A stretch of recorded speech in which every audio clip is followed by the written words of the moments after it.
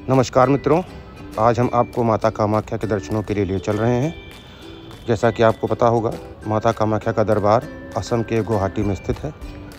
ये हमारे 51 शक्तिपीठों में से सबसे प्राचीनतम, सबसे विशेष है, जो कि तंत्र मंत्र की साधना के लिए बहुत प्रसिद्ध है। यहाँ आने के लिए आपको देश के हर कोने से ट्रेन मिल जाएंगी और हवाई सुविधा भी मौजूद है।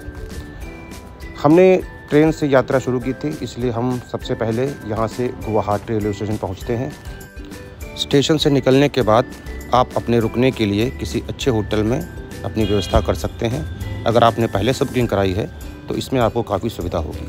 पास का क्षेत्र पलटन बाज़ार कहलाता है, जहां पर काफ़ी होटल मौजूद हैं। आप अपनी सुविधा के हिसाब से वहां पर होटल बुक कर सकते हैं, लेकिन अगर आपने पहले से बुकिंग करा रखी है तो इसमें आपको काफ़ी सुविधा होती है। तो मित्रों, हमने माता के दर्शनों के लिए अपना अगले दिन की बुकिंग करा रखी थी। चूँकि ट्रेन हमारी थोड़ी लेट थी, इसलिए हम थोड़ा लेट से पहुँचे, इसलिए उस दिन दर्शनों का प्रावधान नहीं हो पाया। इसलिए हम घूमने के लिए शिलांग की तरफ निकले। जैसा कि लोगों से पूछा तो उन्होंने बताया कि शिलांग पास का एरिया है, जो बहुत खूबसूरत है। गुवाहाटी से शिलांग तकरीबन 100 किलोमीटर दूर है और इसमें पहाड़ी रास्ते में जाने में आपको लगभग 3 से 4 घंटे लगते हैं। रास्ते में हम लोगों ने लंच के लिए जीवा वेज नाम के होटल का चयन किया। लोगों से पता चला कि ये होटल शुद्ध शाकाहारी है, लेकिन यहाँ पर एक समस्या यह है कि यहाँ पे भीड़ थोड़ी ज़्यादा रहती है, इसलिए आपको थोड़ा सा इंतज़ार करना पड़ सकता है। चूँकि सभी लोग शाकाहारी थे, इसलिए हम लोगों ने इस होटल में ही दोपहर का खाना खाया और अपनी यात्रा के लिए आगे निकले। हमारे ड्राइवर ने बताया कि यहाँ रास्ते में एक बड़ा पानी नाम की झील पड़ती है, जो बहुत खूबसूरत है और यहाँ आने वाला हर पर्यटक उस झील पर ज़रूर जाता है। तो हमने भी उससे कहा कि वो हमको वहाँ ले चले और वो हमको उस झील के पास ले गया। आप जैसा देख रहे हैं, ये उस झील का नज़ारा है जो ऊंचाई पर पहाड़ों के बीच स्थित है। ये झील इतनी खूबसूरत है कि यहाँ आने वाला हर पर्यटक वास्तव में बिना रुके यहाँ जा नहीं सकता। इसकी खूबसूरती यहाँ देखते ही बनती है।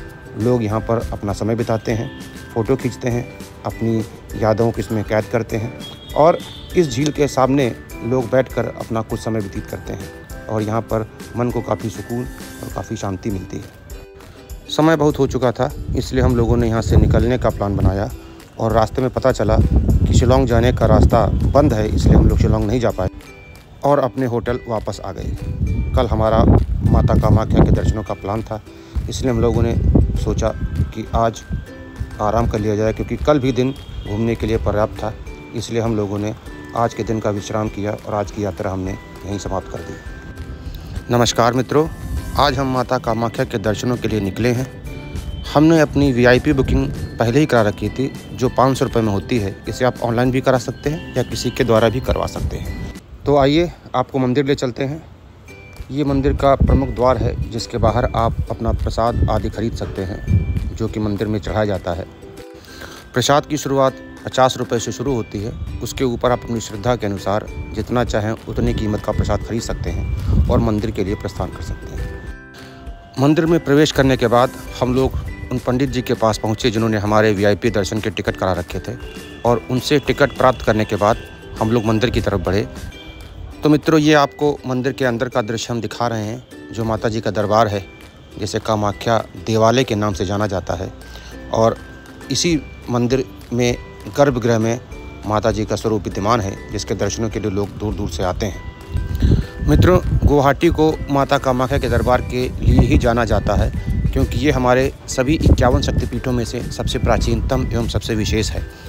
विश्व प्रसिद्ध अम्बुबाची मेला भी गुवाहाटी में ही माता कामाख्या के दरबार में ही आयोजित होता है, जिसमें देश विदेश से भक्तगण इसमें शामिल होने के लिए और माता का आशीर्वाद लेने के लिए आते हैं।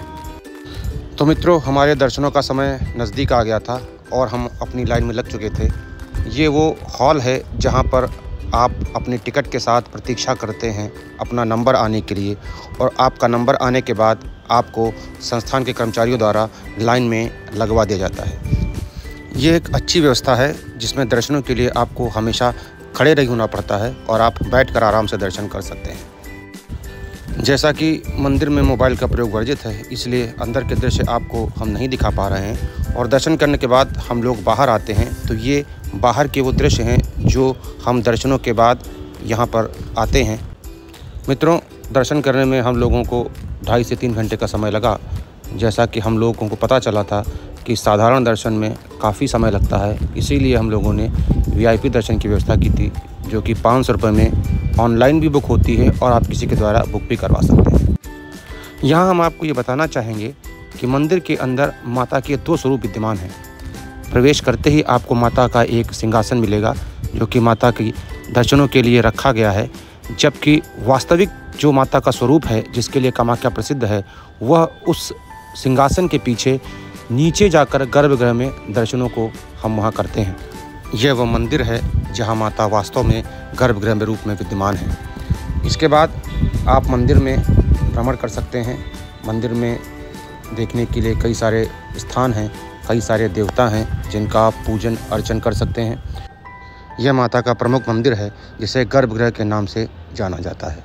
आप यहीं पर माता के दर्शन करते हैं। इसके अलावा आपको पूजा अर्चना करने के लिए एक नियत स्थान दिया गया है, जहां पर आप अपना धूप, दीपक इत्यादि जला सकते हैं और अपनी पूजा को संपन्न कर सकते हैं। तो मित्रों, हमारे माता के दर्शन यहाँ पे समाप्त होते हैं और हम वापस अपने होटल की तरफ निकलते हैं, जहाँ पर कुछ विश्राम करने के बाद हम ये पता करेंगे कि यहाँ अन्य और कौन कौन के स्थान हैं जहाँ पर हम लोग घूम सकते हैं या यहाँ के आसपास के स्थानों को एक्सप्लोर कर सकते हैं। तो एक बार पुनः हम लोग निकल रहे हैं पोबीतोरा वन्य जीव अभयारण्य के लिए, जो कि यहाँ पर बहुत प्रसिद्ध है और घूमने का स्थान है। रास्ते में हम लोग इस बार भोजन करने के लिए एक ट्विलाइट रिजॉर्ट्स में रुकते हैं, जिसका आर्किटेक्चर बहुत ही शानदार था। ये देखने में रेस्टोरेंट से अधिक एक तरह का रिजॉर्ट था, जिसके अंदर आपके बच्चों के मनोरंजन के लिए और आपके मनोरंजन के लिए तरह तरह के साधन रखे गए थे। ये एक तरह का डेकोरेटेड एनवायरनमेंट था, जिसमें आप बैठकर भोजन का आनंद ले सकते हैं। हालांकि ये एक तरह का पार्क, अम्यूज़मेंट पार्क समय टाइप का लग रहा था, जिसमें हमसे ज़्यादा बच्चों ने एंजॉय किया। हालांकि यहाँ का खाना जीवा रेस्टोरेंट के मुकाबले तो उतना अच्छा नहीं था, लेकिन फिर भी रास्ते के हिसाब से यहाँ का खाना और उसका स्वाद ठीक ठाक था। तो यहाँ से निकलने के बाद हम लोग पहुँचते हैं पोबीतोरा वन्य जीव अभयारण्य, और ये रास्ता उस वन्य जीव अभयारण्य के बीच से होकर निकलता है। आपको अपने दोनों तरफ जंगली जानवर घूमते दिख जाएंगे। विशेषकर यहाँ का एक सींग का जो गैंडा है, जिसके लिए प्रसिद्ध है, वो मिल जाएगा। उसके बाद हम आगे बढ़ते हैं तो रास्ते में चाय के बागान बहुत खूबसूरत होते हैं और बहुत ही अच्छे चाय के बागान यहाँ पर आपको देखने को मिल जाएंगे, जिसके लिए असम प्रसिद्ध है और चाय की खेती यहाँ पर व्यावसायिक रूप पर की जाती है और जिसका यहाँ की अर्थव्यवस्था में काफ़ी योगदान है। तो ये एक चाय का बागान है, जिसके अंदर हम लोगों ने कुछ अपना समय बिताया, और चूँकि समय हो चुका था इसलिए हम लोग वापस अपने होटल की तरफ चले, जो कि हमारे बागान से करीब 30 किलोमीटर दूर था।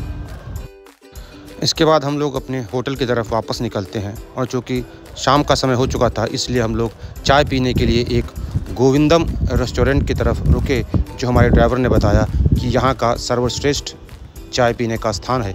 और वास्तव में वहाँ जाने के बाद पता चला कि यहाँ पर खाने पीने की बहुत अच्छी व्यवस्था है। चाय, जलेबी, समोसे इत्यादि आपको बहुत ही उत्तम क्वालिटी के और बहुत ही अच्छे स्वादिष्ट मिल जाएंगे। हम लोगों ने यहाँ पर शाम का नाश्ता यहीं पर किया, और आपको भी रिकमेंड करेंगे कि अगर आप कभी गुवाहाटी आते हैं तो गोविंदम रेस्टोरेंट एक बार ज़रूर आएँ, जहाँ पर चाय और यहाँ के पकवानों का आनंद आप लें, क्योंकि गुवाहाटी में हमको खाने पीने की सबसे अच्छी जगह यहीं लगी। तो मित्रों, हमारी गुवाहाटी की यात्रा यहीं समाप्त होती है। आपसे फिर मिलेंगे, तब तक के लिए धन्यवाद।